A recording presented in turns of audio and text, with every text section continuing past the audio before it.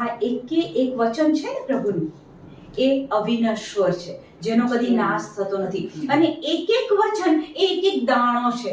જ્યારે આપણે એ વચન આપણા સ્પિરિટમાં, આત્મામાં જવા દઈએ છીએ, ત્યારે એ દાણો અંદર જઈને શું કરે છે?